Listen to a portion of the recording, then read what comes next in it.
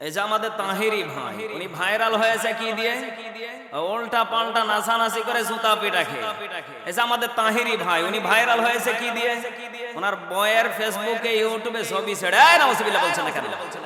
এজন্য আমার কলিজা টুকরা বাবাজিরা, কোথায় আসমান আর কোথায় জমিন? আমাদের তাহেরি ভাই, উনি দেখি শায়েখ আহমদুল্লাহকে নিয়ে উল্টা পাল্টা বা বক্তব্য দিয়ে ছাড়তেছে। ওর 14 গোষ্ঠীর ক্ষমতা নেই, এক কথা বলছেন না কেন? এজন্য আমার বাবাজিরা, এই ভণ্ডদের কাছ থেকে আপনাকে আমাকে দূরে থাকা লাগবে, না হলে ঈমান চলে যাবে। এক কথা বলছেন না কেন?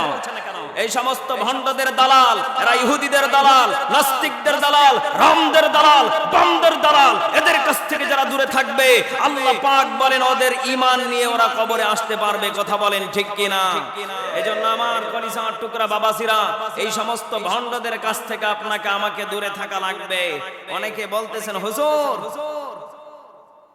বড় বড় শায়েখেরা পর্যন্ত ভুল করে ফেলে। হ্যাঁ, ভুল করতেই পারে, কিন্তু না, আমি যেটা গবেষণা করে পেয়েছি, নবী কত বছরে নবুয়ত পেয়েছে জানা লাগবে।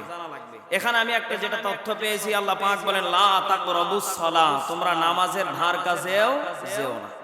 এখন এখানে যদি বলেন যে মেহেদী হাসান মেজবা হুজুর, উনি বলেছেন নামাজের ধার কাছেও যেও না, তাহলে কি হলো? এরপরে আল্লাহ পাক কি বলেন এটা বোঝা দরকার আছে না নেই?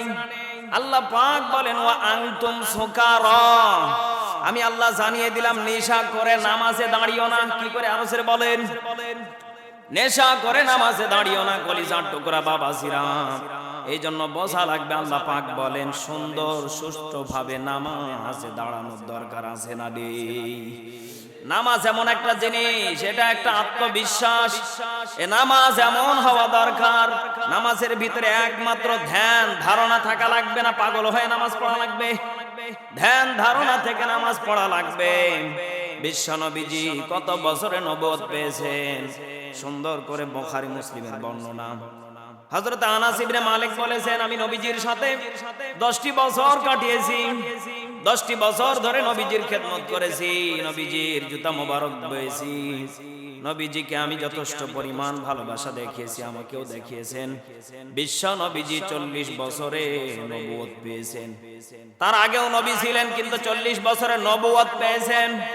নবীর যেটা স্বীকৃতি সেটা পেয়েছেন। এজন্য আমার বাবাজিরা, সুন্দর করে একটা হাদিস বুখারী মুসলিমের, বুইসা রাসূলুল্লাহ সাল্লাল্লাহু আলাইহি ওয়াসাল্লাম লি 40 সানা, নবীজি 40 বছর বয়সে নবুয়ত পেয়েছেন। হাদিস কি জাল? এক কথা বলছেন না কেন? এই হাদিস যারা জাল বলবে, তাহলে হযরতে আনাস ইবনে মালিকের কথা ভুল।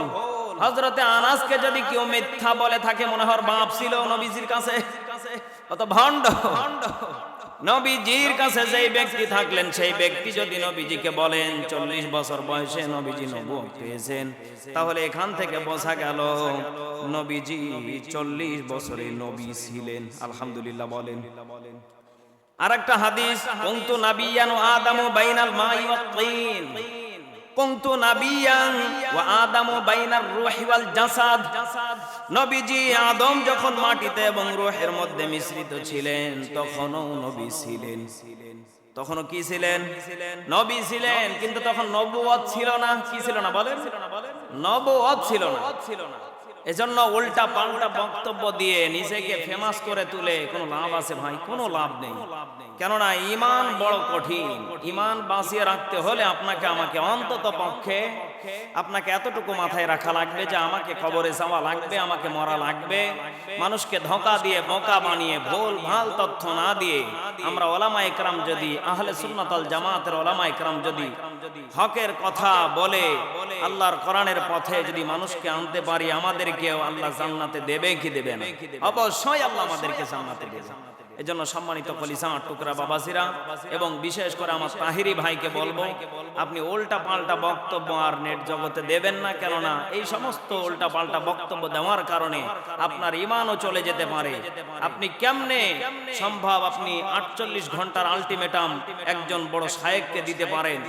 আসলে এই বড় কষ্টকর হলেও এটা সত্য কথা। আপনার যদি 1 ইঞ্চি পরিমাণ যদি ঈমান থাকে, এরপরে এই সমস্ত আর ভণ্ডামি আপনি করবেন না। এই সমস্ত ভণ্ডামি ছেড়ে দিয়ে আপনি হকের পথে থাকেন। আপনাকে কওমি, সুন্নি, আহলে সুন্নাত ওয়াল জামাত এবং যত আলিয়া সমস্ত আলেম ওলামা আপনাকে কলিজা দিয়ে ভালোবাসবে ইনশাআল্লাহ। আল্লাহ পাক যেন আমাদের তাহির ভাইকে সঠিক জ্ঞান দান করেন। সকলে পড়ুন আল্লাহুম্মা আমিন।